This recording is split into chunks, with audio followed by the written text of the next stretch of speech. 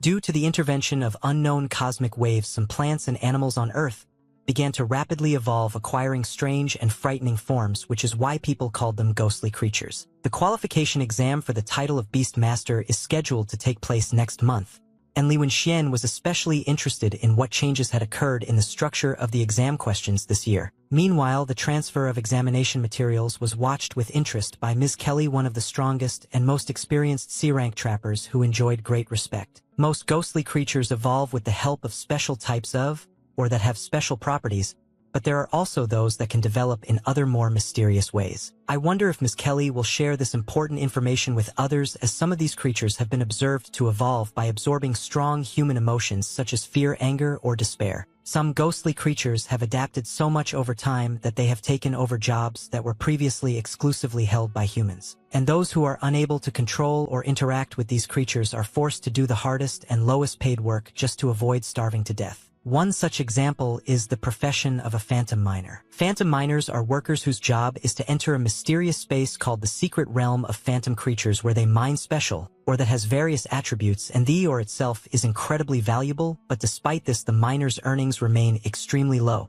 But it is impossible to change this state of affairs because ghostly creatures work harder than people, and in addition they look much more attractive, and in the meantime the main character went to the counter and asked for 2 meat buns. Someone standing nearby noticed that he had arrived quite early today. Uncle Wang, one of the workers, offered him to try the food he had recently purchased from a new restaurant, and the boy thanked him with sincere gratitude for his concern. However, others standing nearby began to mock and call the protagonist shameless because he moves only a couple of pieces of ore with such effort, and in the end he still gets money for it. Sad, but such is his fate. Although he knew that they were talking badly about him, he still remained silent, but Uncle Wang, hearing this, became furious and began to be indignant. The protagonist calmly replied that he realized that his physical condition was far from ideal, but this time he would work as hard as he could and try to get at least a little more, or asking his uncle not to pay attention to these chatterboxes. He advised all those who do nothing but chatter to get down to business and quickly move forward into the secret kingdom. One of the guys asked if anyone needed a little more time to prepare, if not, let them go ahead. After this, he began the process of opening the portal. A few moments later, the portal was fully open. The guy, without wasting a second, stepped into it first. He then turned and looked at the others, making it clear that they could follow him. Without further ado, everyone else followed suit and entered the portal. Li Wen knew that this time he had to bring more ore than usual, otherwise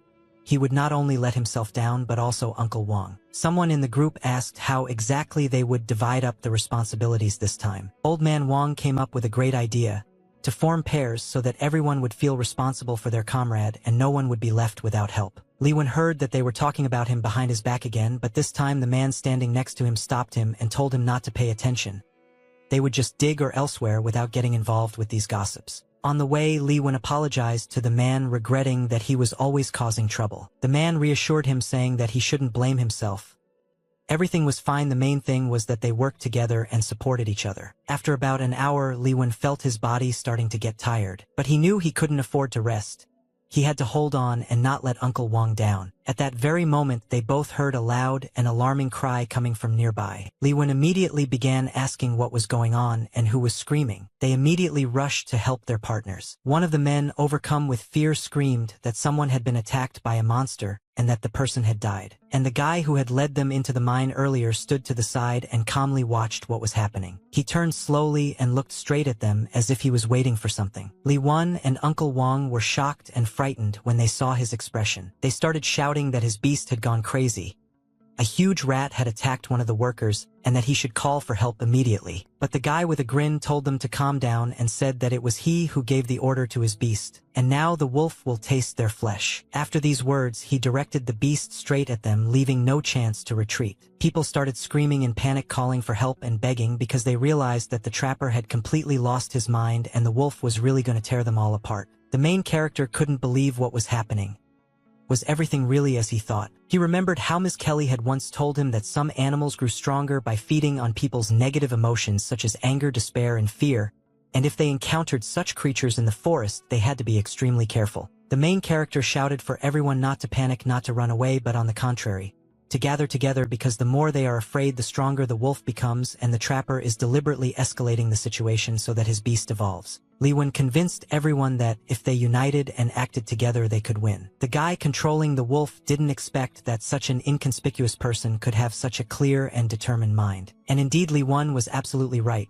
The wolf needed the energy of fear and chaos to evolve, and now the trapper gave them two options. Or they will follow this pathetic youth and try to fight his monster, risking death at the clutches of the nightmare wolf. Or they will start killing each other to saturate the wolf with enough dark energy for the final transformation. After this, everyone suddenly fell silent and looked at each other warily. Li Wen understood that he couldn't allow himself to mislead the others. He needed to calm the workers down quickly, otherwise it could end in a massacre. At this moment, Li Wen's attention was distracted by something strange. He noticed an unusual tattoo on the shoulder of one of the guys, which immediately seemed familiar to him. He realized that this was a sign of a criminal organization of ghost beasts, shadow hunters. Perhaps this guy was one of them. The guy said threateningly that he was giving them only 5 seconds to think. Li Wen tried once again to reach out to the others, begging them to calm down and not believe him but instead to trust him. It was at this moment that something completely inexplicable happened. Li Wen was furious because he had clearly told them not to take any action. Li Wen was next to this guy and was about to grab him. It was at that moment that the man looked into his eyes with fear, as if he had a premonition of something terrible. Li Wen couldn't understand why Uncle Wong hadn't intervened yet.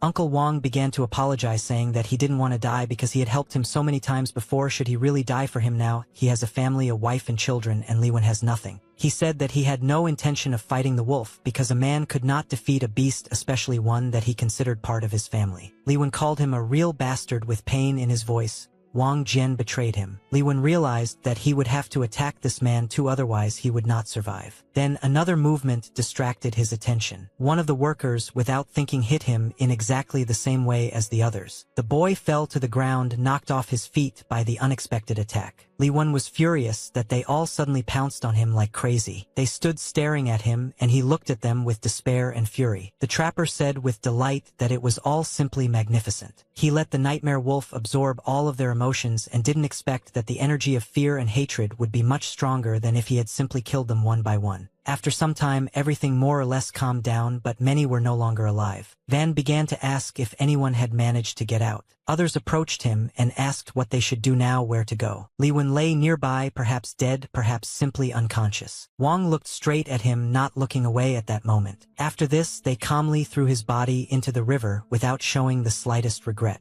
Wang then said that he would tell everyone that there had been an accident in the mine. No one should know the truth about what happened. It's better for everyone to believe their legend. Li Wen couldn't tell at that moment whether he was dead or not, but he knew for sure that he didn't want to die like that, because then who would take care of his younger sister? He remembered her voice when she asked him to come early, promised to wait, told him not to forget about the lunch in the refrigerator. Li Wen felt that he had no right to give up. He would take revenge on those bastards, both Wang Jian and the beast hunter. His heart was filled with betrayal, hatred, and uncontrollable anger. This desire for revenge was so strong that it seemed to give him the strength to move on. Let this mighty force bring destruction to the world that binds everyone with invisible chains. The time has come to destroy everything that mercilessly enslaves the souls and hearts of people. The main character was nowhere to be seen, as if he had disappeared from the face of the earth. A few seconds later, his hand emerged from the murky cold water. Li Wen coughed and choked, struggling to get out of the seething river. He weakly raised his head, looking around the cave he found himself in after the fall. He realized that those bastards had left, leaving him here to die alone. He crawled forward, slowly clinging to slippery stones and tearing the skin off his hands. Li Wen coughed loudly, spitting out water mixed with blood and mucus. He couldn't understand why his wounds suddenly started to heal on their own. He saw a strawberry cat nearby, not believing his eyes and the sense of reality. A window popped up right in front of him, looking very much like a system notification from some game. It was an interface similar to a game system.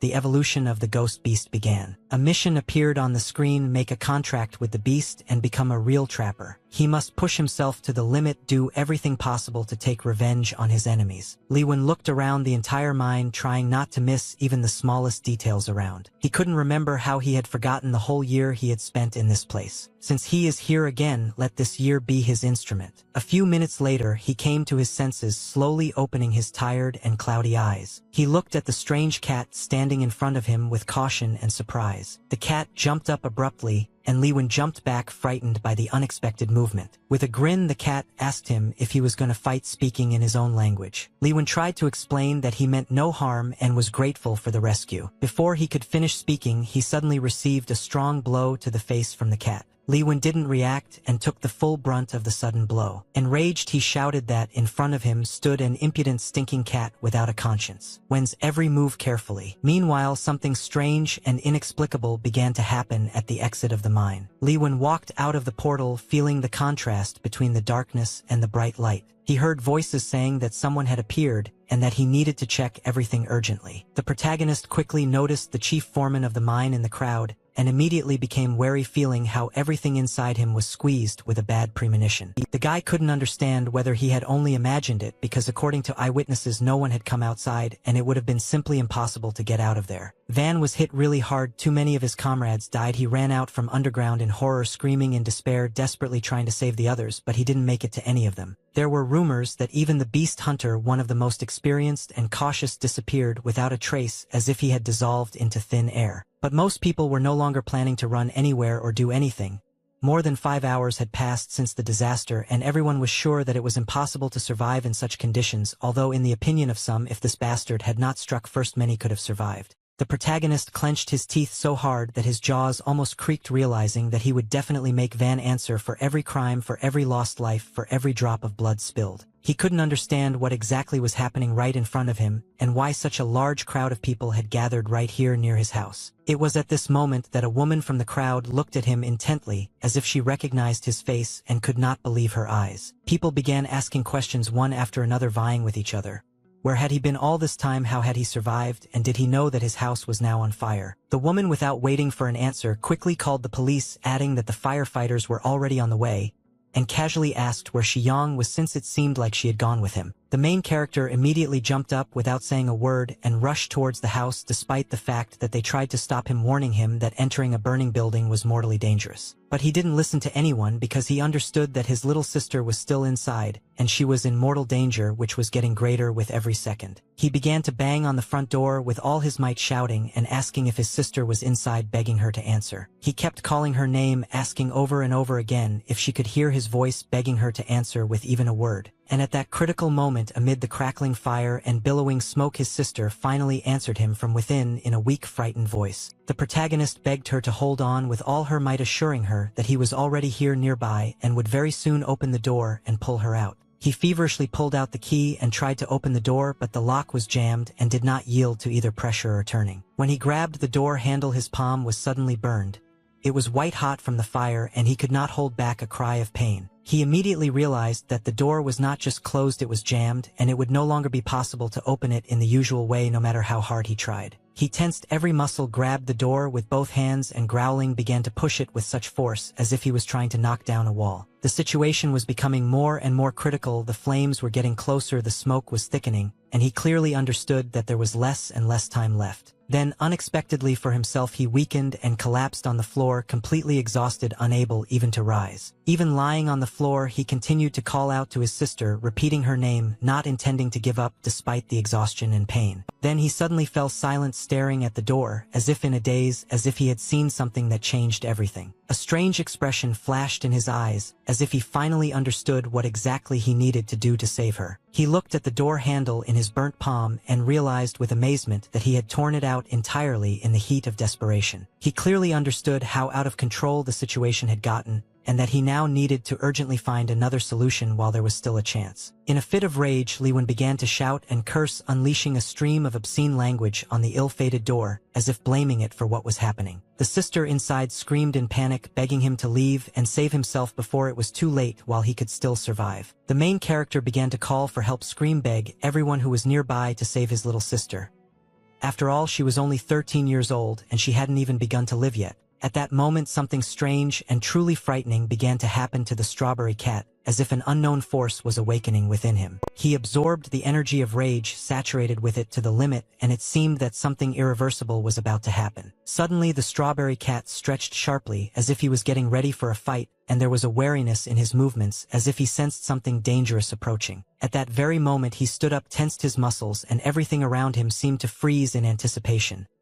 The air became denser and the silence took on an ominous hue. After that, he confidently headed towards the door without looking back, as if he knew exactly what he needed to do, trying not to waste a second. After a few tense seconds, he finally opened the damn door, yanking it sharply with his paw with unexpected force. Inside, pressed against the wall, sat a frightened sister, and her eyes showed the strongest surprise mixed with relief and disbelief. The main character was also shocked to the depths of his soul when he saw her alive and unharmed, not believing his own eyes and feeling a wave of relief pass through his body. Strawberry Cat just smiled silently, watching what was happening with some pride and slight arrogance, as if he knew that everything would go exactly this way. Then the main character looked at his sister with concern, assessing her condition, noticing the abrasions and traces of soot on her face, and only after that did he decide to approach. Someone nearby was saying that yesterday one guy caught a fire fox and another an ice dog, and these cases caused quite a stir among the trappers. Some dreamed of trying their luck and finding the air-type ghost beasts, as such creatures were rumored to have incredible speed and could elude even the most experienced hunters. The protagonist clearly realized that he had to find a powerful creature and become the strongest hunter, because only in this way could he protect his sister from future dangers and attacks. 12 hours ago, his sister had looked at him with disbelief and asked if it had really been like this, as if she couldn't believe he'd gone through something like that. She suggested that her brother contact the police because it seemed like a logical step, but the protagonist replied that Wang Jian was a cunning and dodgy guy,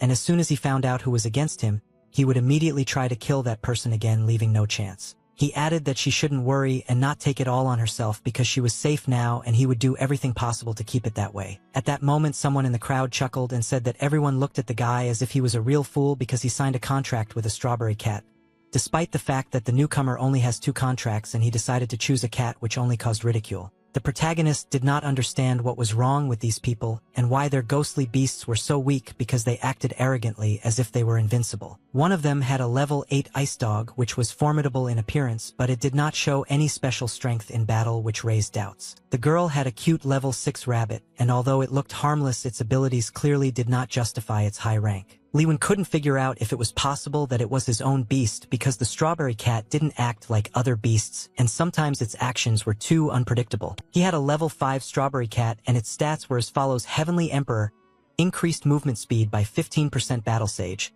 increased damage dealt by 30%, Invulnerability, decreased damage taken by 30%, and Heritage, an additional increase in attack speed by 15% and damage by 15%. He doubted whether these were really the stats of his beast or if he was just imagining it, because the cat's behavior often went beyond the described abilities. At that moment, some guy ran out of the forest screaming, clearly in a panic, and said that there were second-level beasts living inside and he saw them with his own eyes. He was asked again if he was sure, because the second levels only live in the beginner zones, and if he really caught one of them he could become invincible among the junior trappers, gaining a huge advantage. At that moment, the blonde was asked what exactly happened, and he replied that the beast was incredibly fast.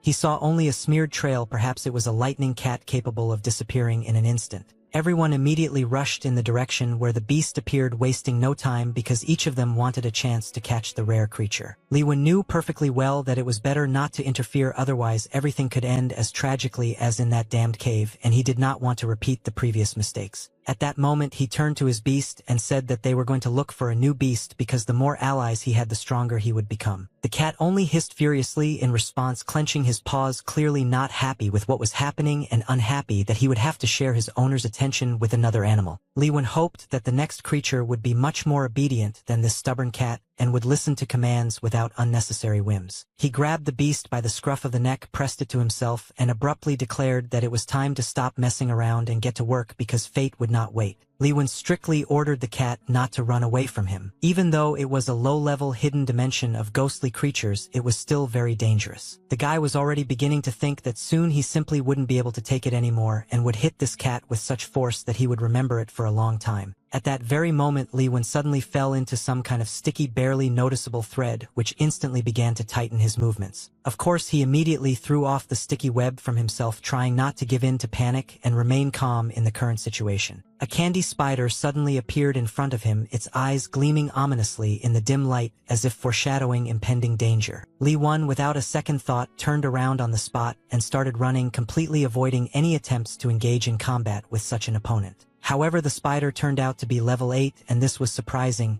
After all, such creatures, according to the rules, should not attack first without reason. Li Wen couldn't figure out what exactly had gone wrong and assumed that perhaps he had somehow provoked the spider's aggression. At that very moment, he turned around trying to better understand what was happening and the true reason for the attack. His beast pointed his finger downwards as if expressing dissatisfaction and condemnation towards Li Wen's decisions. In response to this, Li Wen, filled with anger and irritation, called his beast a hairy bastard, not holding back his emotions. He then looked closely at his opponent, assessing his strength and looking for weak points for possible defense. It was at this moment that the spider rushed to attack again, leaving Li Wen no time to think or plan. Li Wen shouted loudly at his cat not to interfere in the fight because his creature level was only 5 and in front of them stood a dangerous spider of the 8th level. At that very moment, the spider shot a sticky web at the cat, accurately hitting the target without the slightest miss. Of course, the web easily wrapped around the cat, giving him no chance to free himself and resist. Now Li Wen finally understood why no self-respecting trapper wanted to sign a contract with this particular strawberry cat.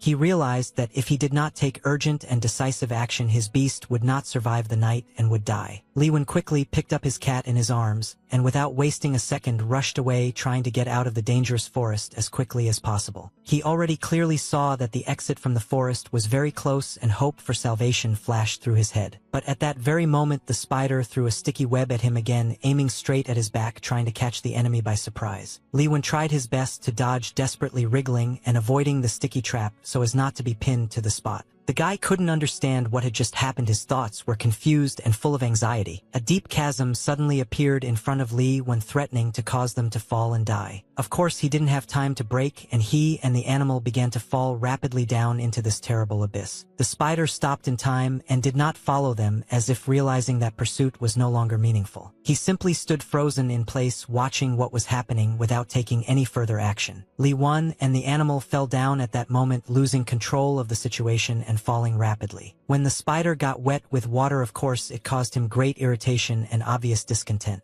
Almost immediately, the water suddenly turned to ice, engulfing everything around with cold and causing everything to harden. At that very moment, there was a guy next to him who was quickly approaching, arousing interest and hope. This guy started to come closer and closer, as if trying to help or figure out what was going on. He then looked down, peering closely at the place where Li Wen lay. Li Wen was lying in some clearing surrounded by forest and vegetation, not understanding where he was. He was completely confused and could not comprehend what was happening around him or where he was. He was in great pain and was clearly aware that he almost died in this dangerous situation. As it turned out, Li Wen was sitting right on his animal, not immediately noticing it and trying to come to his senses. He immediately apologized to his beast for such a clumsy act and began to anxiously ask how he was feeling. Li Wen said that they seemed to be somewhere in the Valley Club located on the western side of the mountains, and that it was already evening. It was already evening, and the soft golden light of the sun was gradually giving way to the dark blue shadow of the night.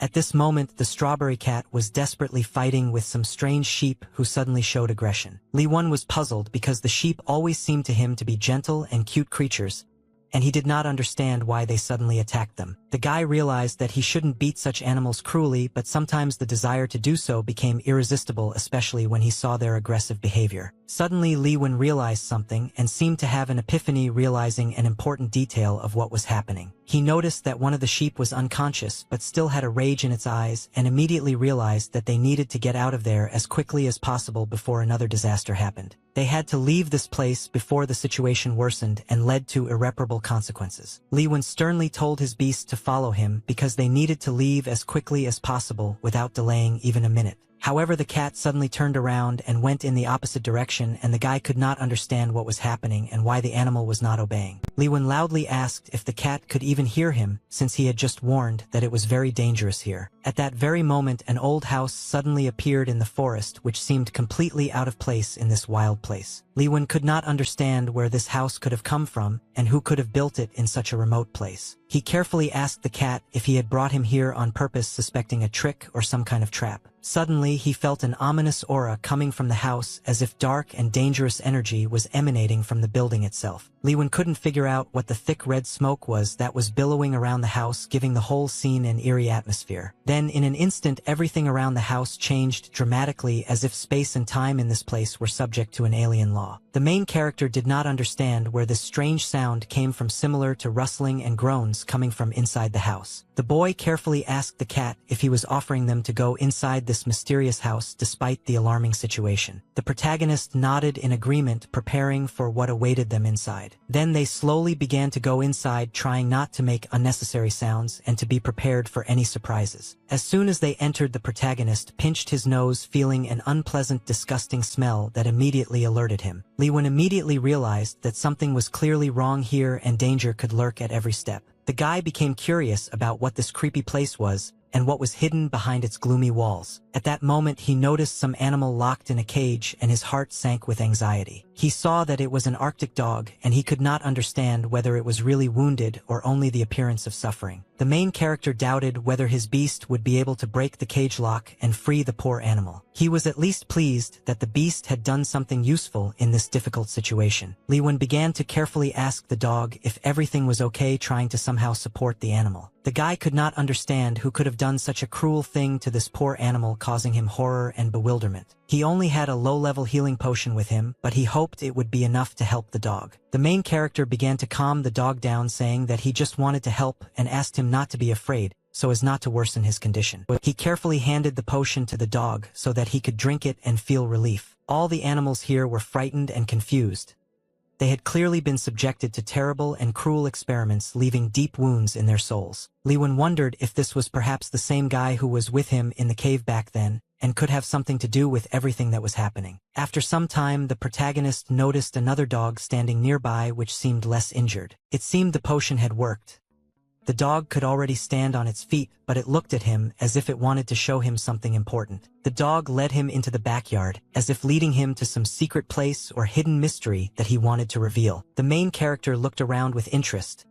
It was either the backyard of the house or perhaps a dark and damp basement with many mysteries. The smell here was even more terrible, creating the feeling that someone had been killed somewhere very recently. Then they slowly began to enter inside, cautiously and wary. The main character asked the dog to sit down, trying to understand what was unusual and why they were brought here. At that very moment, someone was secretly watching them from the shadows. Just at that moment, a certain creature began to appear, slowly taking shape. The main character decisively entered the fight to save the strawberry cat from danger. Then the main character returned back, carefully watching what was happening around. The creature continued to stare at him, not hiding its interest or threat. The boy began to understand that this creature could be a bloodhound, a hunting dog with unusual abilities. It was a ghostly creature of the second phase, a bloodthirsty dog, threatening and dangerous. His level was quite high. As much as 32, he was in a state of rage, seriously injured, bleeding and poisoned. The main character noticed a strange object hanging around the creature's neck. He noticed that the dog was chained and possibly imprisoned in that very place. The main character was surprised when the dog suddenly attacked him, not understanding whether he was attacking or wanted to somehow attract attention. However, it soon turned out that the dog was not attacking at all, but was simply trying to show or warn something. The main character was wondering how this could even be possible. At that moment, the dog barked loudly, as if insistently calling on the guy to pay attention to him. The main character asked the strawberry cat if he was calling him to come to him. The guy agreed and said that he would come, but only if the dog promised not to attack when approached. Then a strange but important conversation began between them, trying to understand each other. The main character began to approach forward carefully and slowly without losing his vigilance. Then he noticed a book nearby and wondered what it could be. The guy became curious if there were any records of the experiments that were conducted here. The book said that on the first day they finally managed to catch new test subjects, 2 ice dogs, presumably a mother and her cub, and how lucky the researcher was. Day 9 of the experiment, the subject had turned into the largest extreme ice dog that ate other ghost beasts, and the researcher was looking forward to its further transformation. Day 15 of the experiment, this subject is difficult to control, its will is very strong, but after the researcher beat the puppy in front of her,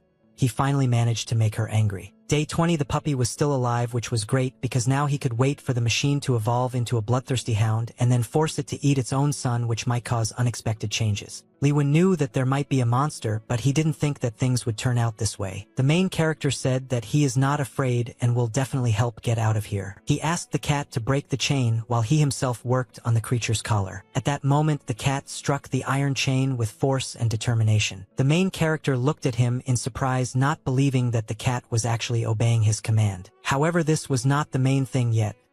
First, they needed to get the bloodthirsty dog out of captivity. The protagonist did everything he could to free her without retreating a single step. If it weren't for his experience in the mines, the process would have taken him much more time and effort. The dog immediately began to thank him, trying to explain that she understood the situation and asked him not to worry because she was just going to rest a little. The protagonist realized that he had to free the last piece of chain that was attached to her leg. Just at that moment, the dog suddenly pounced on him. The guy froze, trying to figure out what she was going to do. Then he heard someone's voices approaching them from afar. The main character told the cat to hide so that he would remain safe. He also ordered the dog to wrap the body in a chain to prevent anyone from suspecting their intentions. Just at that moment, the main character watched as a man fell down the stairs nearby. This man asked not to kill him and swore that he would not tell anyone about what was happening. The protagonist realized that in front of him was the tamer of the ghostly beasts, whom they met at the entrance to the secret forest, and was surprised how he ended up here at all. At that tense moment, the man was trembling with the deepest fear of man. It turned out to be the same blonde man who claimed to show more mercy to people than to animals. The protagonist immediately recognized the guy who talked about the ghostly beasts of the second phase and his mysterious laboratory in the forest. The man wondered why the usually obedient ice dog was acting so aggressively today and asked if it was related to the boy's actions. It was known that in this forest he had sprayed a large amount of blood rose pollen, which caused the ghostly beasts to go into fits of rage and make them attack each other. The protagonist finally understood what that strange red smoke coming from outside meant. The guy continued to apologize and swore that he would remain silent, but if he did not return alive, an investigation would begin into what happened. He begged the man to the last, not giving up hope of salvation. The guy called the situation too expensive because in the secret region the death of a ghost beast tamer was considered a common thing and no one paid attention to it.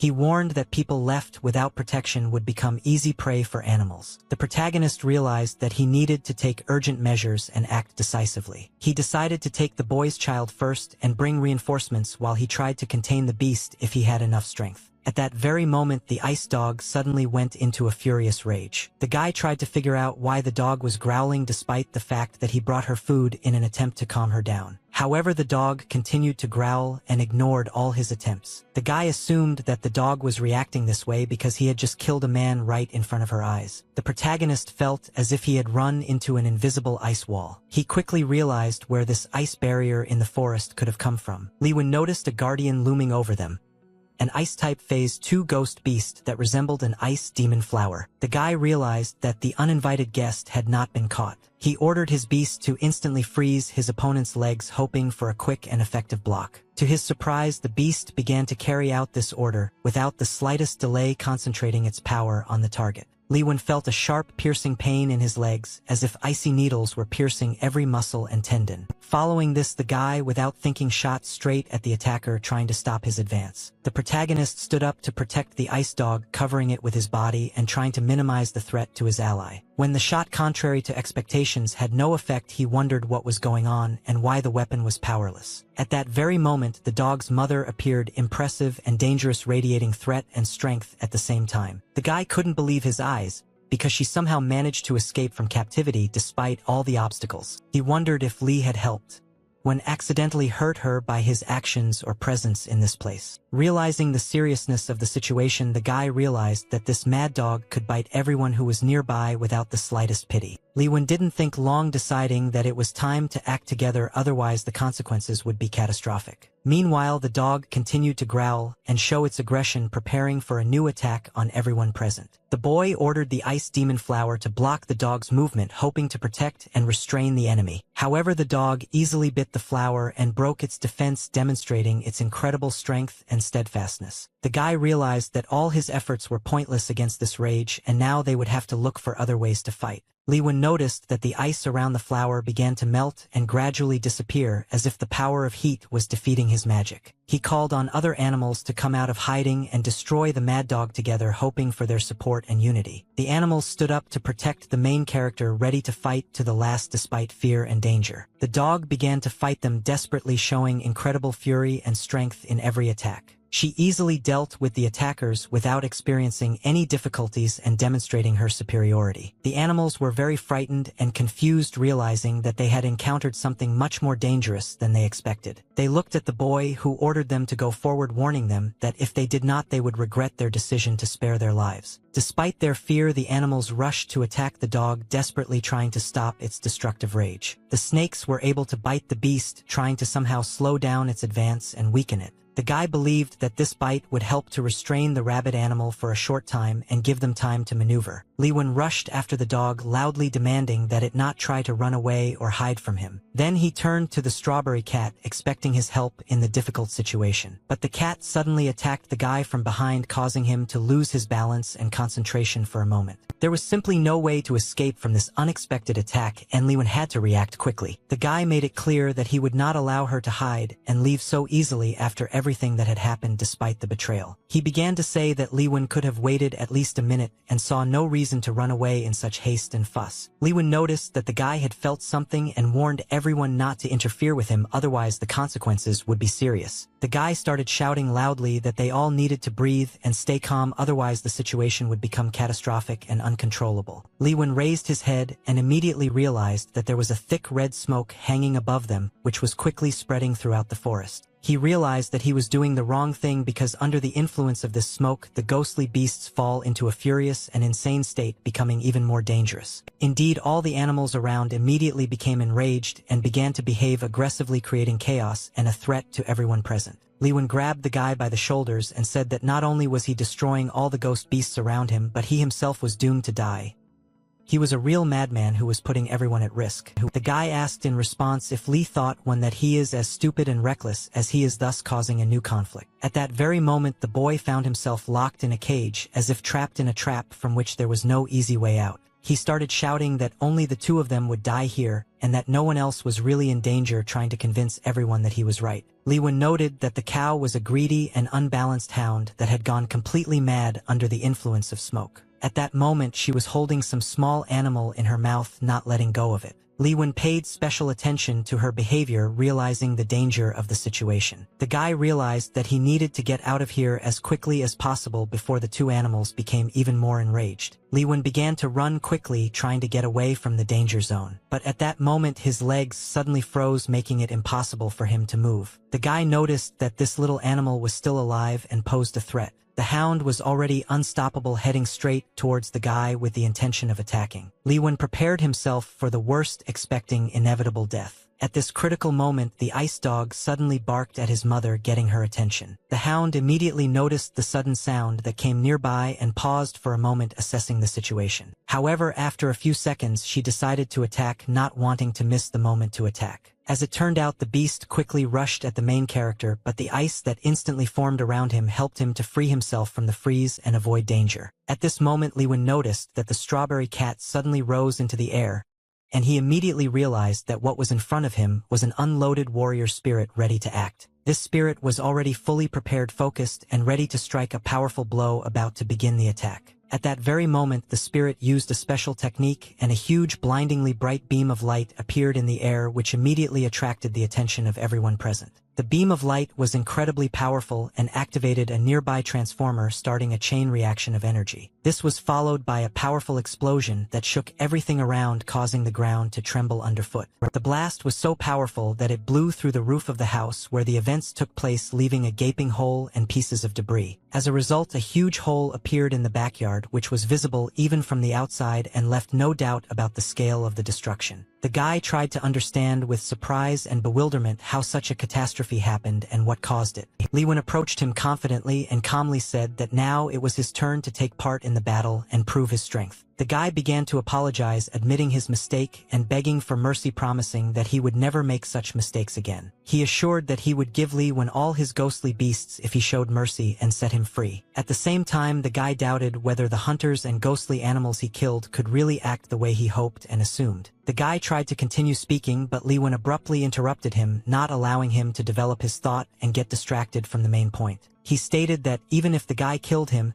he still wouldn't be able to escape because he would definitely be caught and sent to prison. Li Wen admitted that this statement was completely true and beyond doubt. However, the death of one or two trappers in such a dangerous area will not arouse much attention or suspicion among those around them. The boy was noticeably nervous, realizing that the situation was exactly as Li Wen had said, and that he had no chance of changing the course of events. He began calling the protagonist a bastard and making various assumptions about his true intentions, trying to justify his behavior. Li Wen decided it was time to end this argument, and the hound quickly headed towards the boy, ready to deliver the decisive blow. Naturally, the guy died instantly under the onslaught of the beast without even having time to resist. Li Wen turned to the strawberry cat, saying that it was time to move on and not waste time. At that very moment, the hound suddenly stopped the protagonist, as if sensing something important and significant. Li Wen asked her carefully what was the matter, and why she suddenly stopped showing interest and caution. After this, the beast bowed to Li Wen and pushed the small cub towards him, as if asking for help. Li Wen asked if she really wanted him to help and take care of this little creature. The bloodthirsty hound was on the verge of death, and there was no known treatment available for it at that moment. Li Wen agreed to help without hesitation,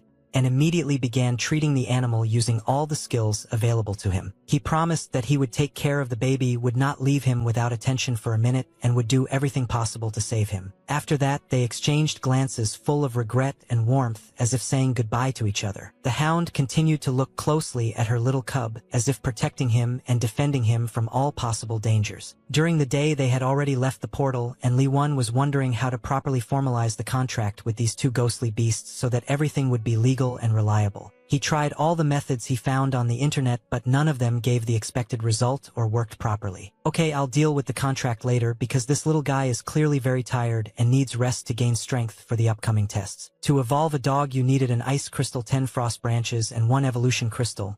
It seemed like they weren't that hard to get up to this point. Li Wen couldn't figure out what was going on with this cat. Apparently, it required 99 ice crystals, 99 crimson cloud crystals, 99 thunder crystals, and 1 evolution crystal. Li Wen thought that there must have been some mistake here. However, the cat only needed 1 evolution crystal, and he couldn't figure out whether to consider this a stroke of luck or a curse. At this point, some guy was discussing, or someone else was hearing, that there had been more and more deaths in the mines lately, and that there was nothing strange about it since a lot of trappers were dying in the secret territories too. Naturally, this immediately interested the main character. Li Wen approached him and asked if they could tell him more about what exactly was going on in the mines. One of the guys finally made up his mind and agreed to tell him the whole truth, which he had been hiding from others for a long time. At that very moment, the same wolf that had recently appeared and was already terrifying everyone was hunting people in the mine. This wolf was a new creation and grew mercilessly, devouring all the people it killed, becoming stronger every day. He showed no mercy and mercilessly killed everyone who came his way, leaving no one alive. The guy was telling how incredibly lucky he was that the wolf left him alive, because finding such an obedient and loyal dog like her is a great rarity. At that moment, Wang bowed to the guy with respect and said that he was glad to serve him and was ready to carry out any orders without hesitation. The guy noted that thanks to Van's help, he managed to kill more than 10 miners, and the level of his nightmare wolf increased significantly, to which the man replied that this was the maximum he was capable of now. The boy extended his hand to Wang and said that he wanted to give him something special, a ghost beast, which was an award from the organization for outstanding achievements. The man was surprised by this gift and asked if he could now become a trapper and receive similar privileges. The guy confidently replied that, of course, the organization always has a positive attitude towards those who make a significant contribution and show themselves in their work. The man began to thank him even more for the opportunity he had been given and for the support he had received at this important moment. The guy told everyone not to be late and warned that tomorrow they needed to bring as many people as possible to complete a very important and responsible task. The next day, they arrived at the timber mine, carefully preparing for a new operation and assessing the situation around them. Van noticed a strange man there who immediately attracted his attention with his unusual behavior and appearance. He came closer to him and greeted him, showing friendliness and a willingness to communicate. Li Wen immediately realized that the person in front of him was Wang Jiangwo. The man started complaining that everything was going badly, he was a newbie, and then pestered them by name and said that Foreman Van and Galuboy had some hard work to do today. Li Wen turned and looked at him carefully, trying to understand the situation. At that moment, a girl appeared and addressed him directly. She asked why he was so disrespectful to Foreman Wang. The girl introduced herself as Chen Li and said that she was going with Wang's brigade to extract resources. The protagonist thought that this girl might be crazy. Why take a child with you to such a dangerous place? The guy began to explain that miners were prohibited from going down into the mine, but the girl fiercely objected that she was already an adult and could decide for herself. The man said that everyone was ready and they began to descend into the mine. Li Wen couldn't figure out if this was really the mine where people were dying. He felt a responsibility to find out the truth about the mysterious murders and was sure that if he could do it he would be proud of himself and would no longer be looked down upon by these guys. He noticed the girl's tense face and wondered if this was her first time going down into the mine. The man then reported that the brothers had gone ahead to check the route. After that, everyone began to enter the mine, plunging into darkness and the unknown. Once again, Lee Wen found himself in this familiar place, feeling the familiar atmosphere. He hoped that his alarming suspicions about this man would not be confirmed and that the situation would not be so serious. Wang began to explain to the others that he had a crimson cloud stone in his hand that needed to be collected today, so everyone should split into groups, each of which should include at least 2 people. If something unexpected happens during mining, call for help immediately, after which you can begin work. At this point, everyone began to actively look for partners to unite into teams for effective work. The girl at this time simply walked slowly between them as if choosing with whom to unite.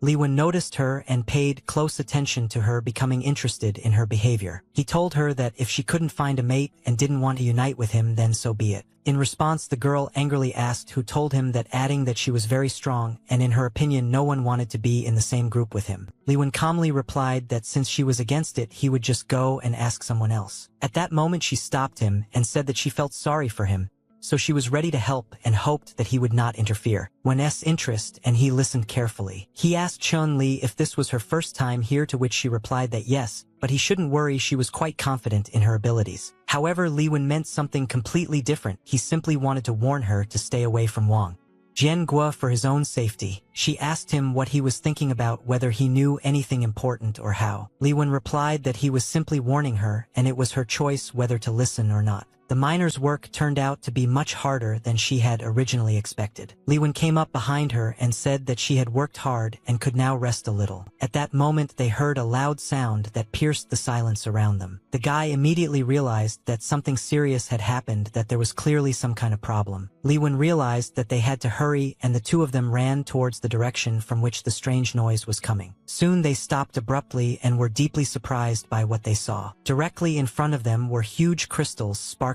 in the dim light of the mine. The guys immediately began to unload what they had found, realizing how rich they were now. One of them shouted that it was he who dug up these crystals, and when the money appears he will get the largest share. He said that now they were rich because such a huge crystal was worth at least 5 million, and when their extraction was finished they would be able to treat everyone. Wang once again thought about having all these stones just for him. Fortunately, there was a ghost beast tamer nearby who was going to prepare the material for evolution, and he would definitely take this huge crystal for himself. Wang knew that he needed to kill this tamer and take everything for himself in order to become stronger soon. The guy approached the man and said that according to the rules, he gets 60% of the production, 10% goes to the mining association, and the remaining 30% is divided among everyone else. The man remained silent and only looked at him sternly. But then, with a slight smile on his face, he said that the guy was completely right. And it was at that moment that the man killed him in 1 second. The guy of course expected this, but still couldn't do anything. After the impact, he simply collapsed to the ground. Everyone present was shocked and did not understand why the man killed the guy. The man declared that the crystal now belonged only to him and asked if anyone had any objections. Lee Wen decided that since the man had already lost his humanity, he was not to blame for what happened. Then he shouted loudly at him, trying to get his attention. The man asked in bewilderment what kind of police had appeared here and whether he had really been exposed. At that moment the girl pulled out a gun and ordered them to immediately drop the weapon, which surprised everyone.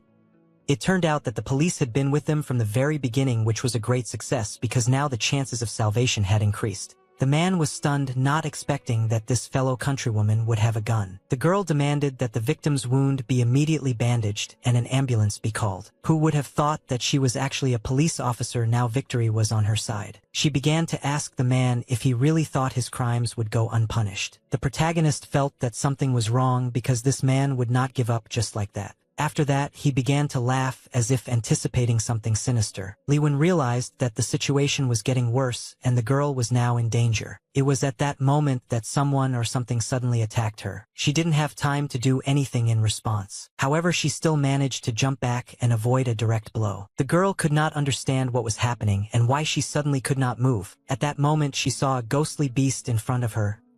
A poisonous centipede, the next stage of evolution, the king of poisonous centipedes, level 3. The man laughed and said that she had underestimated him, and of course he was prepared for such a turn of events. He asked if she liked playing secrets but with a lag because today she would disappear. The girl started screaming for the others to leave quickly. The man started shouting for everyone to stop immediately. He threatened to kill anyone who moved from the spot. He promised that if he killed this policewoman, the rest would be able to leave here alive and tell what happened. The girl responded by telling no one to believe him because there were only 3 bullets left in the gun, and he would not be able to kill everyone, so someone would definitely manage to escape and call for reinforcements, and he would certainly be punished. The man told them not to be naive. One of them will change and get a bullet. Now they are in the same position. You need to kill someone to save your life. That's human nature. It was at the most inopportune and unexpected moment that he suddenly received a powerful blow to the face, which immediately knocked him off balance and knocked him to the ground. It turned out to be Lee Won himself, a man who appeared unexpectedly and acted with surprising determination and speed, causing everyone to watch what was happening with great tension. The blow was so strong and precise that the man flew very far, hitting the ground with a crash and almost losing consciousness from surprise. The protagonist slowly and deliberately began to remove his hood while calmly addressing Wang Jiangwo and saying that they had not seen each other for a long time and a lot had changed in their lives during this time. He finally removed the hood, completely revealing his face, and looked closely at the man, asking an important question. Did he recognize him after all those events and trials? The man asked with obvious surprise and slight disbelief if this guy really was alive and had managed to survive despite all the mortal dangers. The main character calmly and even with a little smile asked if he had guessed beforehand that he had not died and still remained alive after everything he had experienced. That very night, the man planned to burn his sister but never received any news about this incident, which caused him serious doubts and made him think. That's why he thought the guy was probably alive after all his life had been so hard and painful. He had been hit 3 times, found a car where he had been beaten long and cruelly with shovels, but despite everything he had managed to survive and stay alive. No one could understand how they should act now and what to do because the police were powerless even to protect themselves, and the guy thought for a moment that they were already saved, rejoicing at this thought much earlier than it was time. The man asked Rose if she had said that, in order to survive in this difficult situation, she needed to kill these 2 enemies and get rid of them at any cost. He thus forces them to become his accomplices and submit to his will, becoming participants in his dangerous plans and actions. The man said that they were all in the same boat and he would have no reason to kill them if they cooperated, and asked why they were still hesitating and not doing it. Everyone immediately realized that they seemed to have no choice but to submit to the circumstances and take part in what was happening. The guy was immediately surrounded by people ready to carry out the man's orders and take complete control of the situation, not giving him any room to maneuver. The main character tried to calm everyone present, telling them not to worry and reminding them that everyone has the right to make any decision, no matter how difficult and painful it may be.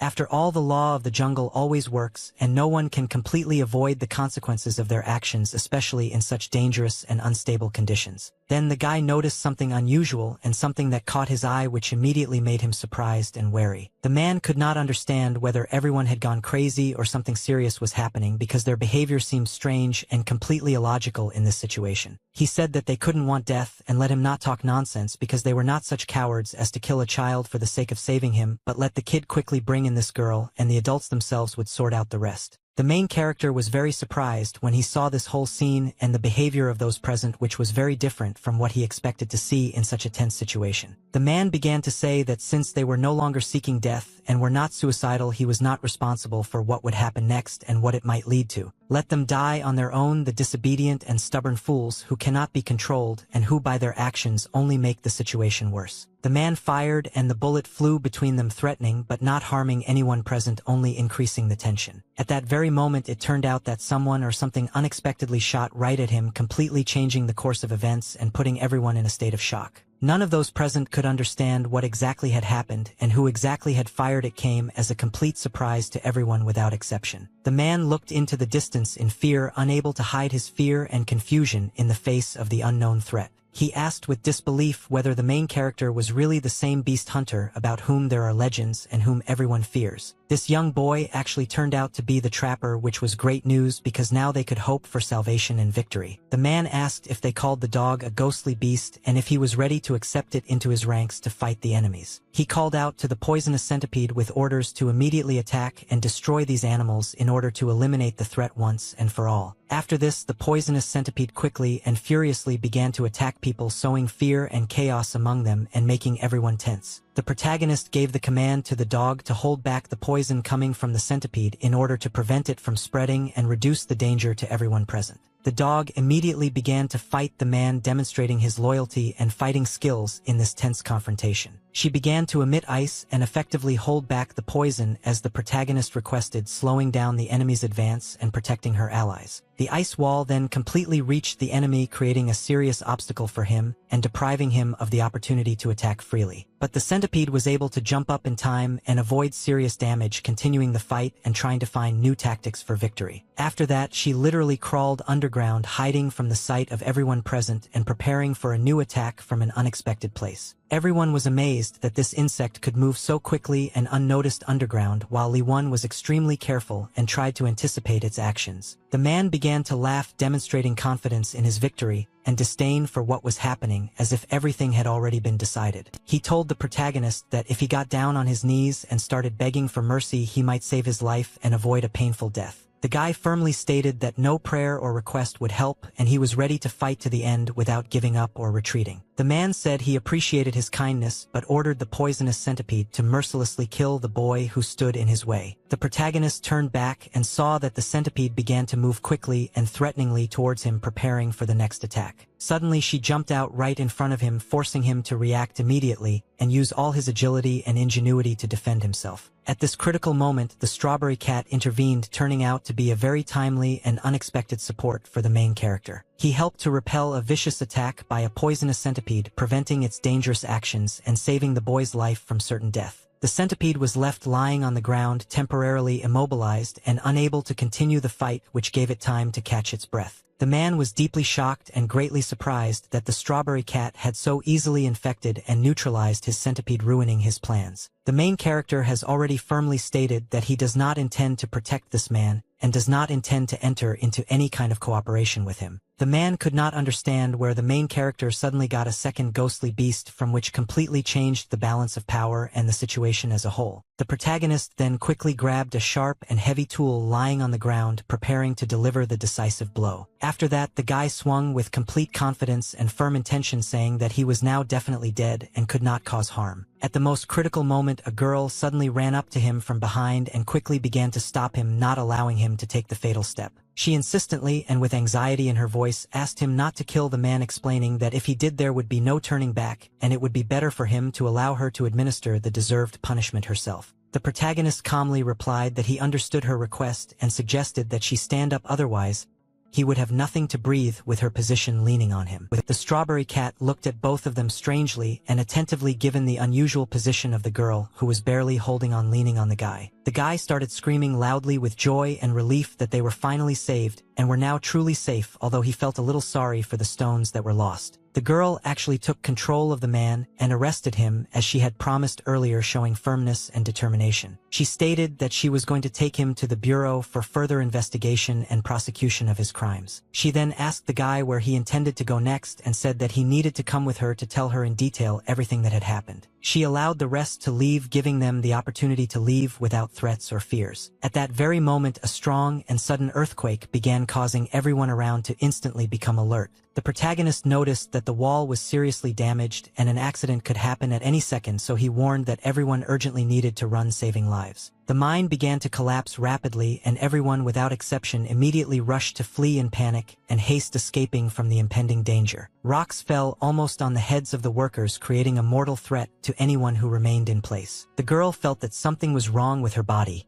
She could hardly move despite all her efforts, and did not understand what was happening to her at all. At that very moment, a huge rock flew at her from above with incredible speed, threatening fatal injury. Fortunately, the main character noticed this in time and managed to put his hand out in time, saving the girl from imminent death. He ordered his animals to first help the girl get out of the dangerous place, and he himself promised to catch up with them later. The protagonist told the girl not to waste time and hurry, he would bring Wang Jiangwo to her for support. At that moment, huge stones began to fall behind him, threatening to end his life at any second. And right at that very second, the passage was completely blocked, blocking the way to the exit. The girl started screaming loudly at the guy, anxiously asking if he was okay, and he replied that yes, he should leave quickly, he would definitely find a way to get out. At that moment, the man simply laughed, as if enjoying their despair and hopelessness. He said that the guy tried his best to kill him but ended up in the same trap with him, and now they were both doomed to die. Li Wen warned that he would repeat it again, and the guy should not expect any mercy or leniency. He said he would kill him right away because there were too many extra eyes left around now and no one would be able to intervene. The man asked fearfully what they were talking about and why the situation had become so dangerous. The protagonist stayed behind to finish him off, holding a pistol in his hands, preparing for the decisive shot. He said that the accident in the mines was his doing, that's true, and that he was going to put a stop to it. The guy asked why the man needed all this at all and what goal he was pursuing. The man admitted that he was being forced to participate in the murders, and if he did not help he would tell everyone that he was the real killer. The protagonist asked if the man was talking about the very same beast hunter who was behind all this. The man confirmed this and begged not to kill him, promising to help in every way to catch the beast hunter and reveal the truth. Li Wen coldly replied that a place in hell had long been prepared for him,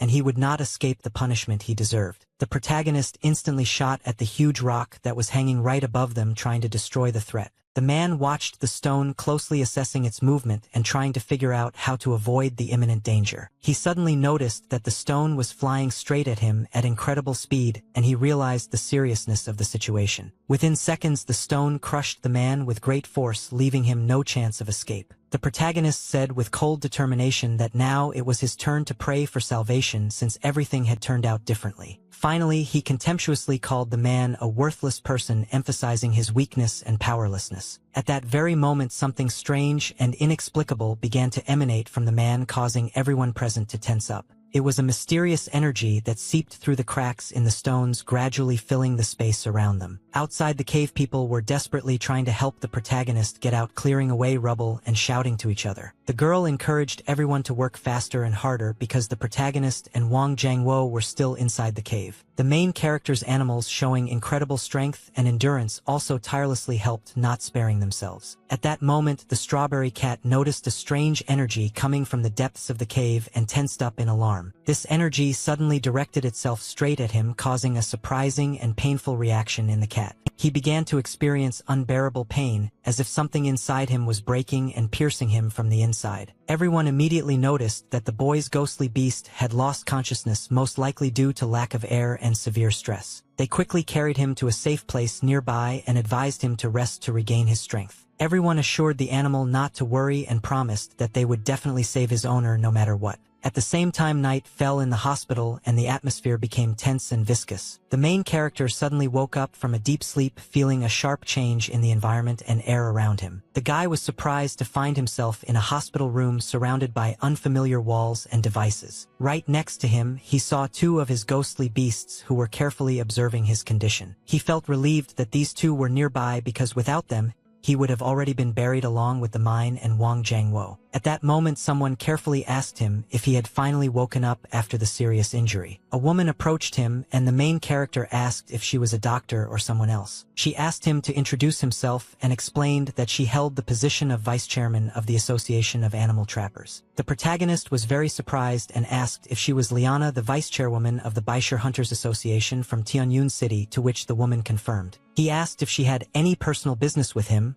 or if this was just a visit for an official purpose. The woman replied that everything was correct and her visit was directly related to his ghostly beasts and their status. They discovered that he did not have a trapper's license and was not registered with the association, so according to the rules, the ghost animals should be handed over to them. The main character realized that without his animals he would not be able to function normally and get out of the current situation because he needs these creatures. Despite this, she had a proposal that could change everything. The association will give him the opportunity to take the trapper qualification exam, and if he passes he will be able to keep the ghost beasts. The protagonist wondered what would happen if he failed. She replied that in that case he would have to keep trying until he passed the exam, leaving no other options. Li Wen asked the deputy why he was given such an exceptional opportunity. The woman explained that she had heard about how during the collapse his ghostly beasts had worked hard to dig out the collapsed tunnel, saving his life. The main character clarified that it was precisely because of this that they decided to give them a chance understanding its importance and potential. He suggested that these animals were not quite ordinary creatures possessing special abilities. All wild animals are to some extent hostile to humans, and this is a general pattern in their nature. Only after the conclusion of an official contract between a person and a ghostly beast are the conditions for mutually beneficial cooperation created. In other words, without such an agreement, the beast has no reason to help people. The woman was very interested in how it was possible that the ghostly beast saved him without a contract, which seemed almost impossible. The protagonist asked if she had any legal grounds or reasons for refusing since he was smart enough and could become a full-fledged trapper. He himself noted with irony that he could rather be called a kind of rat than a real trapper, which softened the situation a little. The girl replied that this was just his own opinion and there was still much to prove. The protagonist agreed with this and asked when the exam would be scheduled. She said that she would wait until he fully recovered and then he should contact her. Liwen asked if the people who remained in the mine and survived the collapse were okay. The woman warned him that he would soon find out about everything, saying this very loudly and noisily to attract attention. At this point, someone started shouting loudly and asking if he was okay, causing a commotion in the room. The lady officer asked him not to shout like that in the hospital ward, but despite this she continued to worry and ask how the guy was feeling. The protagonist listened carefully and finally realized that this was the kind of loud and unbearable noise that they had been talking about earlier in conversations. The deputy chairperson said goodbye to him, quietly expressing a slight sadness and concern in her words. She grabbed him by the hair and sternly said that she was talking to him, but he seemed not to pay any attention to it, and also asked if he had accidentally hurt his head. The protagonist quickly realized that it would be better to pretend that he was losing consciousness again and fainting in order to avoid further trouble. At the same time, in a completely different building, completely different events were unfolding, which could have turned out to be no less important.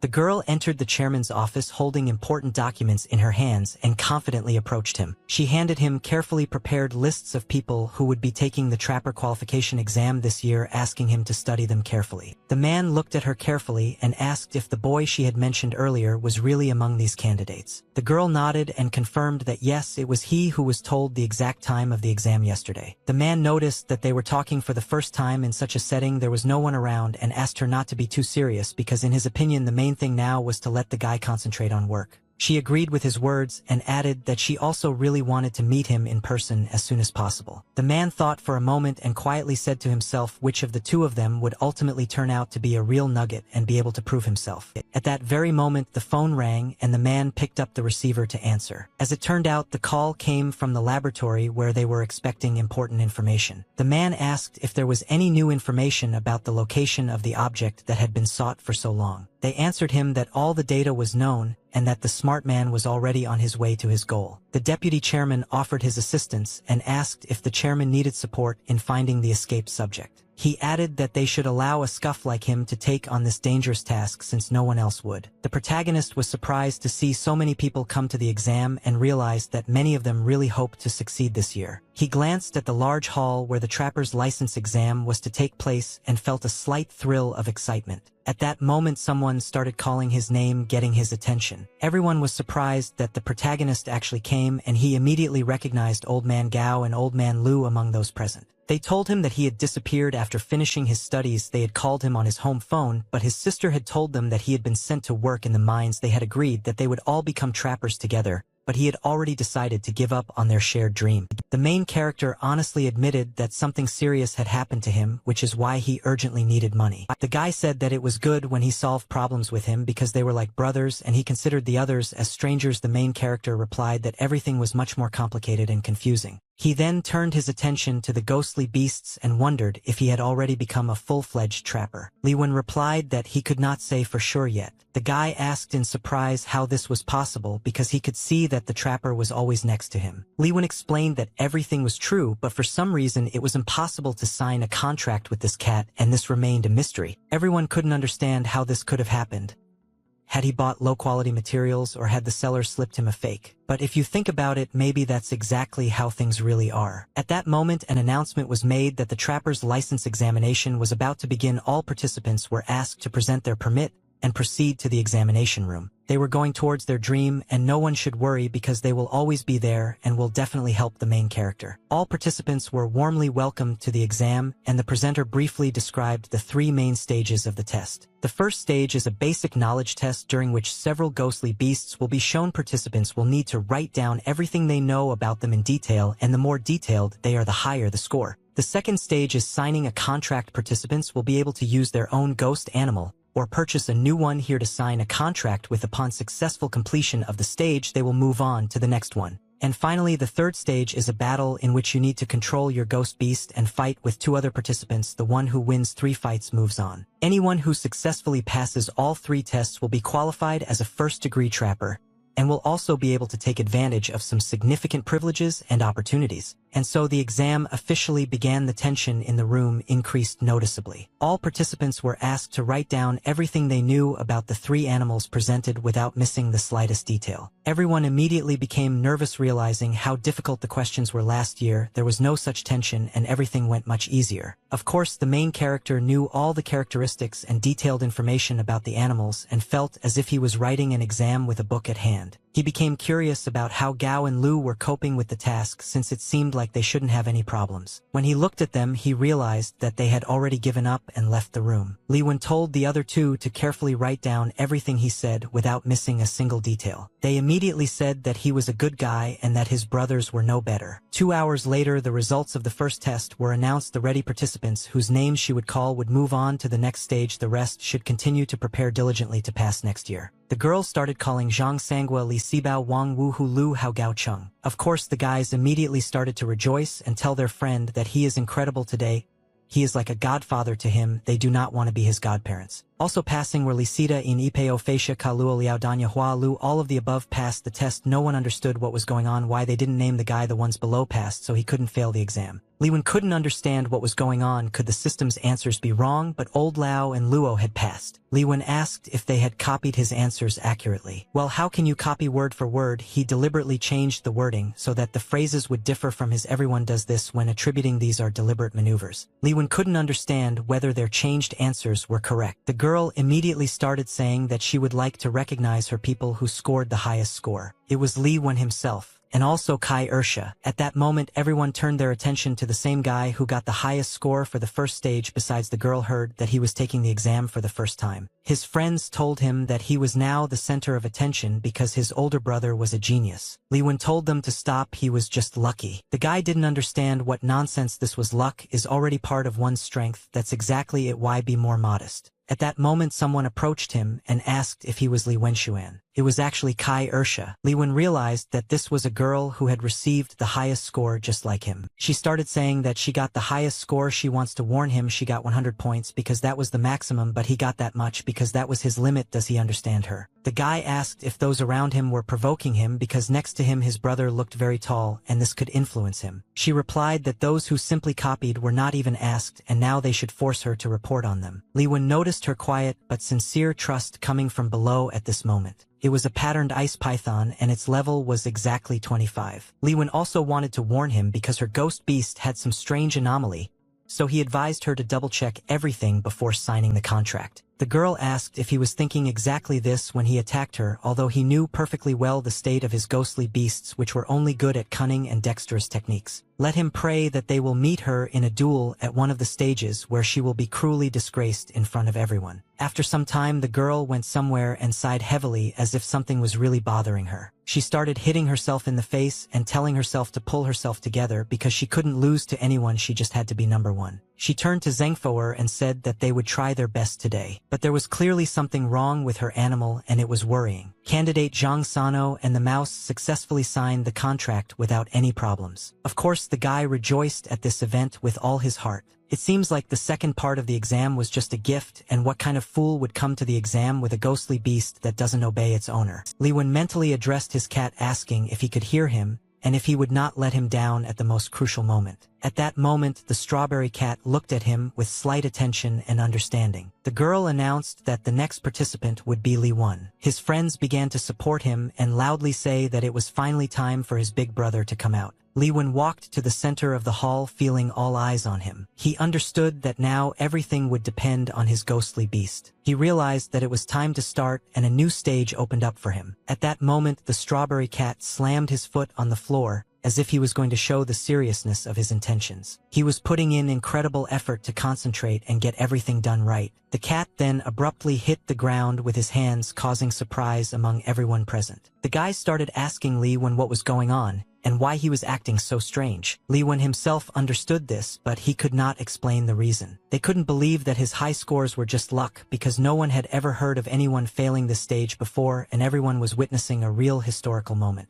The girl asked to replace the ghost beast, or at least try again, but Li Wen replied that it was not worth it, he would just continue. Although the probability of successfully eliminating the dog contract was clearly higher this time, there was socialization support to eliminate first-class mistakes, and this contract was better. Perhaps such an opportunity will not arise again. The main character understood that no matter what, he had to sign a contract with this beast. He was told to continue if the signing failed, to try again. The signing of the contract was again unsuccessful. Everyone around was dying laughing. The girl didn't expect that there were people with whom the ghostly beast simply didn't want to sign a contract, but the show was simply amazing. The protagonist, after some time, was breathing heavily, kneeling from fatigue and disappointment. At that moment, the girl declared that, as she had said, she had only gotten the highest score by luck, and let him get out of the way because she would show real talent. She politely asked the teacher to allow her to proceed to the next stage of the exam. The teacher calmly agreed and gave her the go-ahead to begin the process of signing the contract. After some time, the girl was fully prepared and ready to begin her performance. She began to perform the necessary actions with concentration, carefully preparing to sign the contract. Her ghostly animal began the process of concluding the contract in sync with her. But at that very moment, something completely unusual and unpredictable happened to the snake. The girl could not understand what exactly was happening and why her beast's behavior had changed so abruptly. The snake seemed to have gone crazy, and none of those present could explain the reason for such strange behavior. Suddenly, the beast unexpectedly tried to attack the teacher, which shocked everyone. Fortunately, the main character reacted instantly and managed to protect the teacher from the attack. He quickly jumped to the side with her, taking her to a safe place not far from the incident. He thought that the girl was acting too frivolously, since she should have checked everything in advance. It was a real disaster. It seemed that the ghostly beast had completely lost control, and someone urgently needed to come to the rescue. The girl was completely perplexed and could not understand what her snake was doing at that moment. The main character approached her and warned her not to approach the dangerous place because her beast was now in critical condition. She confidently told him not to worry about her because her ice cube would never harm a person. The girl began to speak herself, asking him to look at her carefully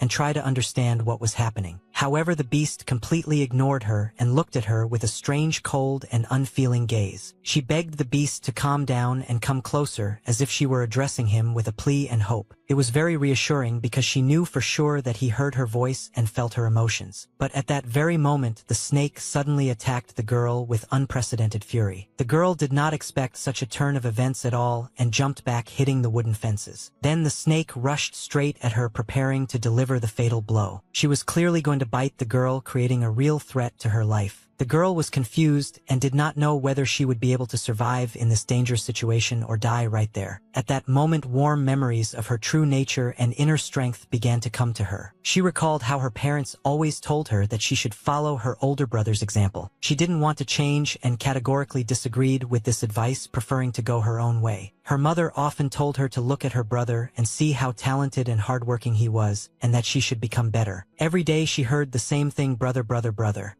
As if training the ghost beasts was the only meaning and she had to surpass it. She shouted to her beast, faster, patterned ice python, come on, show me what you can do. She kept reminding herself that now was not the time to rest, but to get up immediately and continue the fight. Sometimes she admitted to herself that everything was going well, but she still demanded more speed and determination from the beast. She didn't want to do this to her brother because he should be stronger, although sometimes she felt his hidden hostility. It was at this moment that the strawberry cat suddenly decided to stand up for the girl, showing real courage. The protagonist asked the cat why he had stopped and ordered him to immediately move away from the line of fire. The girl was surprised that the guy was still nearby and carefully watching what was happening. At the same time, the snake continued its furious attack, showing no signs of stopping. The protagonist ordered the strawberry cat to carefully watch his movements and deftly dodge attacks. He then told the beast to duck to avoid the dangerous blow at the very last moment. The girl was surprised how this was possible since they had not yet signed a contract, but for some reason the cat obeyed his instructions. It was a perfect opportunity to let the cat strike the snake in the vulnerable spot right in the belly. At that very moment, the snake rushed towards the cat, preparing to deliver a fatal blow. The teacher watched everything that was happening closely, trying to understand how the situation would be resolved. At the most tense moment, men suddenly ran up to them and informed teacher Jinchai that they had received an urgent message and had arrived as reinforcements. They thanked the student for his help and asked him to provide them with the rest. "We must destroy this ice python as soon as possible," they told the girl, adding that they would not provide her with a new ghost beast later. She begged him with all her might not to kill her beast, assuring him that he had never behaved like that before,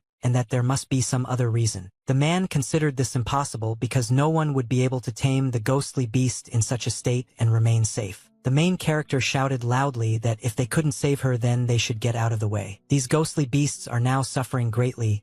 They are treated as faulty equipment. They just want to get rid of them, not thinking that they are living creatures. The protagonist told the girl not to worry. He would do everything he could to contain her ice python. He called himself just a brat who didn't even make a contract with the ghost beast, and turned to the strawberry cat, saying that he was sure that he wanted to save her too. If the cat feels the same emotions and experiences as he does, then let him join forces and steadfastly resist, with her showing true unity and support. This really aroused genuine interest in the beast, who watched every movement and development of the situation around them with curiosity and attention. And it was at this very key moment that they were able to officially sign a contract which became a turning point in their common history and destiny. The men were deeply shocked and could not understand how it was even possible to conclude such a contract under such unusual and tense circumstances. At that very moment, the cat fixed his gaze intently into the distance, watching what was happening with concentration and intently, as if anticipating important events. He then smoothly and confidently assumed a fighting stance, demonstrating his readiness to enter the battle and protect those around him. Of course, he was fully prepared and determined to decisively confront any enemy, not intending to give in one step. He decided to use one of his unique techniques to most effectively counter the attacking beast and turn the tide of the battle in his favor. The girl, with growing excitement and anxiety, asked what exactly was happening and what was actually happening around them at this critical moment. The man explained that the student Kairshi's phantom beast had gone berserk during the contract. The details were in the report, and the cause of this anomaly was still being investigated, and she was curious about how it was resolved. The man replied that the candidate had directed his phantom beast and defeated the berserk ice python. The woman asked what happened to the girl in the end and whether she was out of danger, to which she was answered in the affirmative. The woman didn't understand why the girl's phantom beast suddenly went out of control, whether it was connected with that escaped beast, after which she understood everything and said that they needed to talk in private. The man said that he obeyed and thought about how this guy had been honored with an eternal conversation, and after Vice President Bam, it seemed that he was about to soar to the top. Whether he would interfere or not, he definitely shouldn't be touched, much less bothered, as the consequences could be unpredictable. The woman, who had been watching what was happening, addressed him with a serious and attentive tone in her voice. She said that every time she saw his actions and abilities demonstrated during the exam, she was genuinely surprised, and the Junior Beast Tamer certificate seemed to her too modest a reward for such talent. The main character laughed with a smile and modestly replied that he was just lucky, but she immediately warned him not to get cocky and to maintain a sense of proportion. Maintaining a cool head and being able to get out of such a sudden and dangerous situation with House is far from just luck but real skill and endurance. She also noted that the certificate issued was the highest level she could award within her authority, and to get a higher one he would have to pass an exam at the next level. The main character was genuinely surprised by such recognition and the new prospects that opened up before him. She expressed confidence that thanks to his innate talents and perseverance, he would very soon be able to claim the title of Senior Beast Tamer. Since he was now officially a beast tamer, she already had a very important and responsible task for him that required immediate attention. Meanwhile, in some dark and abandoned building where a tense atmosphere reigned, unknown events were unfolding. Something was rapidly developing and the tension in the air was becoming palpable. The man shouted loudly to his subordinates, demanding that they move faster, leave no traces, and destroy everything to the ground, smashing the room to pieces. He would interrupt conversations and say that the phantom beasts and girls had already come out, and if he had known in advance, he would have added much more poison to make things more difficult. As for that strawberry cat tamer and the one holding back the rampaging leopard python, he wouldn't have gotten involved in that if he'd known who he was dealing with. The boss was informed that they had already destroyed everything that could be destroyed, and the place was left in complete disarray. After this, the group began to retreat, but suddenly one of them turned to his comrades to check the situation. Someone asked where they ran off to so quickly, leaving everything in such chaos and without due care. The young man did not understand how everything happened so quickly and asked who this man was who was chasing them and stopping them. But they did not understand that there was enough talk and that it was impossible to leave witnesses after such an incident. Following the words, they began shooting at him, but the guy seemed unperturbed and was not at all afraid of the bullets. They couldn't understand how this was possible, as if he was not a man at all but some kind of supernatural object that was invulnerable and unshakable. The guy simply put on a bulletproof vest and calmly said that he was a ghost and that it was time for him to finally die, but he was not afraid of death. At that moment, he abruptly grabbed the attacker's weapon and firmly declared that the response to his actions was wrong,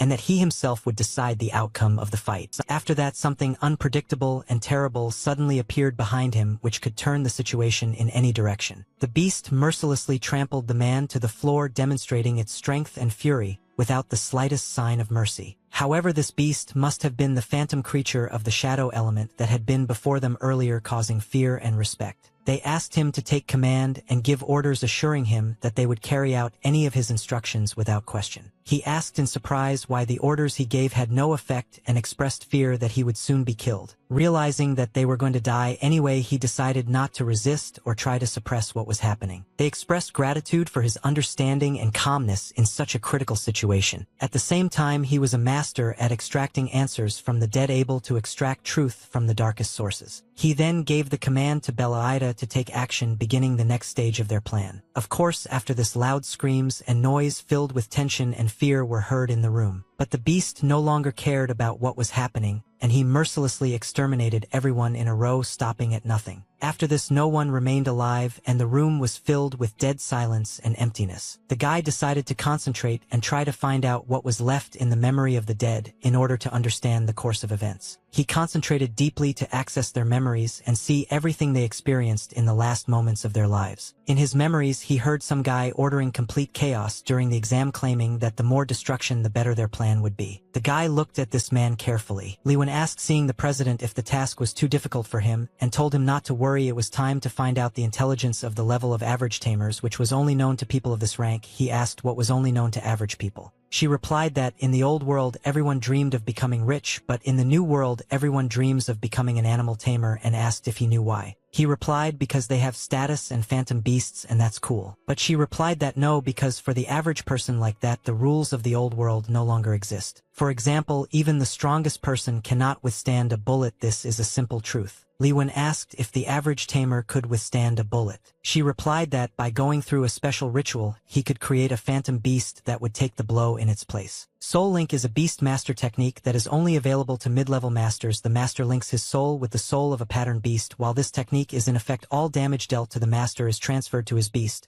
and as long as one party is alive, the other will not die regardless of the severity of the wounds received. At this time, in some park, the girls were surprised that this guy was so young and already a beast master. It was very impressive. The guy didn't react to this in any way. At that moment, someone came up to him and asked if everything was okay with his animal. He replied that yes, his animal was perfectly fine. He added that he seemed to be doing well with the walk and would come back to him next time, thanking him for his trust. They realized that he was just a stinky student who was walking animals he was showing off, and from his appearance she already thought that he was some kind of cool guy. They are losers, so what if he walks animals for the rulers? But in one walk he picked up 2 girls. At that moment, someone ran up to him and asked if that guy was by any chance the dog walker. Well, of course, she said, at their age they don't become real masters of beasts. It is immediately obvious that he is also a dog walker. Even he, a genius from a top university, did not pass the master of beasts, and this ragamuffin is not even close to being a master. He began to ghost. Li Wen told Blue Gentle Cat that they would not sit here but would wait a little. At that moment he approached him and asked if he also walked animals and how many he took at a time. Li Wen asked what this was all about. The guy asked if he got it, but it was clear that he was a newbie and people like them temporarily look after the master's animals, popularly called dog walkers. Li Wen said that he didn't know, but he would find it himself later if necessary. The guy said that he was pretending to be a beast master. It was all his old tricks. It was clear to everyone that at their age they don't become real beast masters, so let him not tell him here. At that moment, the two of them noticed the car. The part-time worker turned to the guy and said that she had kept him waiting, that she had been delayed by other things. She jokingly called him a mid-level venerable master and asked him not to hold a grudge. Li Wen asked her to stop making fun of him. She said that she had not given him the assignment she had spoken of and that he should take it home and study it at his leisure. Then let him hold on tighter, let's go. The guy was very surprised at that moment. The girls couldn't figure out if this guy was really a beast master, even a mid-level master, and the guy was surprised, almost running into a real mid-level master. One administrative building. The girl said that she brought him to the training center of the overlords herself so that he would not be detained the first time. The guy asked if they would bother him. Usually there are no such problems because the training center is a branch of their association for overlords, but 3 years ago there was something. The association decided to promote the knowledge master of the senior beast master to the position of the head of the center, but to their surprise the senior master turned out to have a very strange character. If he is in the mood, he is ready to share knowledge with any ruler regardless of level, but if he is not in the mood, he will throw even the coolest ruler out the door. Li Wen asked in surprise if this was possible, so for the past 6 months they had been personally accompanying the overlords who had passed the exam to training in order to at least slightly increase the success rate. Enter their city with the transition of the senior ruler over the year to the last place in the number of tired. Because of this, the president cannot knock out more budget from the headquarters and is racking his brains. At that moment Kaishla noticed that Baishi's sister had returned and said that she had kept her waiting. The girl asked the main character if Baishir's sister had come for him, which meant that he had also passed the exam. He was very surprised that the ice python recovered so quickly. At that moment the girl stopped him and said that the guy was their enemy. Let him listen carefully. Even though he saved her in the exam, she swears that one day she will surpass him. Li Wen simply said in surprise that he understood her. The woman said that it was enough to waste time, they were going to master Pan. He asked him if he was a mid-level master or if perhaps the certificate was due to connections. Li Wen asked what he meant. He said that he knew that he was not a jock reading and that nowadays there are plenty of people who climb up the ladder using connections, unless he can prove that he actually has the ability. The girl asked if he hadn't seen the recording of the exam the day before yesterday when he was the one who dealt with the crisis alone. And who knows, maybe they faked this record and besides to die in a Madden patterned ice python.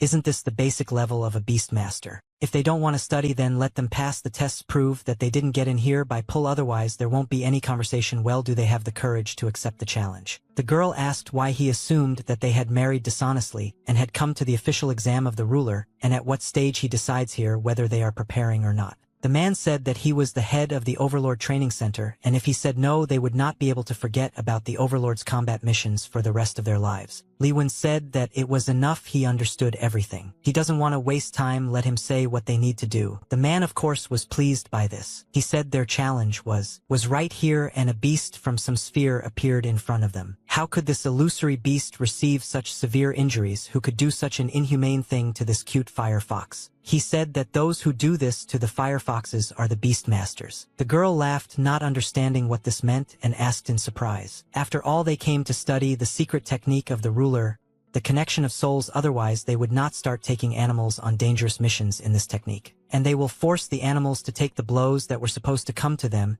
and when the animal reaches its limit, they will not abandon it and will find a new one stronger. So will they have the courage to face this wounded fire fox who is now extremely hostile to humans? Even he had to make a huge effort to get close to him. If they are not confident in themselves, let them go home and play with their animal dolls. Li Wen of course became interested. His level was 12, normal condition, severe injury, rage, poisoning, and mutations. Li Wen understood the poisoning but asked what kind of mutations. He asked the man what he had just fed to the firefox. The man, surprised, asked how he knew what he had fed it. Li Wen told him to stop talking and speak quickly, otherwise the fox would die. The man realized the seriousness of the situation and said that he had just given him a fire fruit to restore his strength, asking how it could be dangerous. Fire fruit is often given to fire beasts, but why did this fox have a rejection reaction? Li Wen asked if the beast's wounds were related to the ice attribute. The man asked in surprise how he knew but explained that after ice wounds you can't give fire food right away, so he waited until the ice state subsided before feeding it. Everything was correct in the current normal state, there was nothing related to ice, but the rejection still began. Perhaps the cause was poisoning. Most likely the beast received attacks from both the ice and poison attributes at the same time, and due to the interaction of these attributes, the poison in its body still retains ice properties and continues to spread. The man said that he had never encountered such a rare case, and the guy replied that now no matter what, this is the most logical explanation. Because the poison has icy properties and the state of rage all come together, the system asks if there is a way to save the beast. 600g zinc bamboo juice, 120g silver frost grass, 200g you need to grind the 3 ingredients, mix with water, make steam, and let the fire fox swallow it together with the ice crystal while it's hot. This will allow it to super evolve into the second rank of the beast. The guy said to bring all this if he wants to save the fox, let him collect the specified ingredients. The man asked Li Wen if this could really cure the beast. To prevent the fire fox from ceasing to be fiery, he puts it higher. Li Wen began to prepare something that would save the beast. The man said that this guy was treating something, maybe it was a healing diet. The chief said that in a while everything would be ready. The man asked if it was even possible to eat it if it would poison him, and if they could sort out the errors in the medications that could kill. Then Li Wen placed a stone on top of all this. The guy asked why he was looking at him like that. It wouldn't make things worse anyway, let him trust him and try. An hour later the animal began to vomit. The man of course told the boy that the animal had been vomiting for an hour and was clearly getting worse. Li Wen said that he checked all the ingredients, dosage, and steps, everything was correct, there should be no problems. The man asked what if something happened. At that moment a huge fire formed behind him. The man didn't understand what was going on. The chief said that what was supposed to begin had begun. The beast accepted its new birth. He turned into a frostfire fox. The man was very surprised that the animal had evolved. Li Wen congratulated him on his recovery. It seemed that with the help of the system any beast could be composed to evolve into a higher form. He told the man that he had successfully saved the fire fox and asked if that meant he had come for the test. The man said that this guy had just done a lot of things and was still thinking about the trials, finding out the cause of the disease, creating a cure, and even making a beast for evolution. Even the elder overlords couldn't do this. The man began to say that they should not underestimate the guy. He had passed the tests and he would of course pass on the secret technique to him, but first a warning. If he dares under the guise of his ability to heal to intentionally heal animals, he will not forgive him. Then without further ado I will go and teach him the technique. At this moment Li Wen was trembling for some reason. An animal approached him and the guy wondered if there was anyone else. The animal began to lick him. The boss told him to stop. This guy actually tamed a frostfire fox and it really reaches out to people on its own. Li Wen said that he was okay now and that this was something new. After that he bowed to him. It is unclear why the man immediately hit him after that. He explained that the beast wanted to go with him. Couldn't he see that? Li Wen said that his finances at home were such that he could not feed him, and that taking the beast without the consent of the previous master was somehow dishonest. Let him not dare mention that bastard. If it weren't for him, that fox wouldn't have been so badly injured. He had already taken that one out of the Overlord Association, so let him not worry about it. Can't he feed the Frosty Fire Fox and the Strawberry Cat? Okay, the fox, but the Strawberry Cat is already unpretentious and scraps will do for him. Li Wen said that he actually has a dog with extreme cold at home, so it's really tough. The leader won't allow the beast to feel it anyway, even a cruel one, so let him come every week to help treat the wounded beasts and he will pay him. Naturally, this immediately interested the main character. It was already evening at that time. The deputy called Chief Lu and said that this was not at all what they had agreed on. The protagonist and Kaishala, no matter how brilliant they were, could not participate in the army's combat operations directly. And didn't the military say that it was enough for them to watch from the sidelines? Let her calm down. They in the army don't have a choice either. Since then, in some world, illusory beasts appeared. The rules of the game changed overnight. All countries, for the sake of their own goals, day and night catch, train, and raise increasingly powerful beasts. As long as they held the lead, they could guarantee their safety, but now the situation is critical. If they are overtaken, the outcome will be out of their hands. She shouldn't worry. The army will do everything possible to protect the students, but they should not carry out combat missions. The main character looked at these guys and realized that it was not for nothing that they were chosen as genius rulers of all the provinces. Each lord has beasts of at least the second rank. At this time, a military vehicle was standing nearby. They were surprised that it was a real military machine. It was the first time they had seen something like this in real life. Before, they had only seen it on TV. At that moment someone started to come out of her. It was some military man. The guy said that he was impressive up close. This instructor was just stronger than usual, and that's all. They weren't fools. Since they made it this far, they were all seasoned here. At this moment, they definitely paid close attention to the man who suddenly appeared in front of them. The man looked at them sternly and penetratingly, as if trying to read their thoughts and intentions. They couldn't understand what exactly was happening, why the man's body seemed to start emitting some mysterious and powerful energy on its own. The protagonist quickly realized that it was an aura of murder, a sign of a powerful and dangerous force emanating from the man. It seemed like the man was checking what exactly shouldn't be touched and who it would be better not to mess with in this matter. The man realized that this year not everyone among those gathered was scum, and some were truly worthy of respect. He said that firstly, you are clearly not from this place, and he should praise everyone for the courage and determination shown. Their mission is to help the army evict and destroy a powerful illusory beast which is considered to be at least a rank 3 beast in strength. To ensure that they would not be confused by the sight of such a formidable beast, he decided to give them a short but intensive course of special training before carrying out the mission. The guy replied that he was clearly underestimating them too much because they were the elite, having already won the exams of the rulers in their home cities. Since they are so confident in themselves and their level, then they will start on their own 2 feet to show their capabilities in practice. The man agreed and said that then let them see what they were really capable of, but at the same time not to be offended if he did not restrain himself and used all his power. One of them summoned a poisonous fanged centipede and the other a majestic golden lion ready for battle. In response, the man summoned a fiery bull, which immediately took up a fighting stance and radiated furious energy. The beast slowly began to crawl out of the car, demonstrating its power and terrifying appearance. It was at that very moment that he appeared before them, causing a sense of danger and tension in the air. The golden lion immediately began to fight the beasts they had summoned, demonstrating his strength and speed. Of course, the lion was much stronger than his rivals, and this was noticeable at first glance. The boys immediately felt fear and anxiety, realizing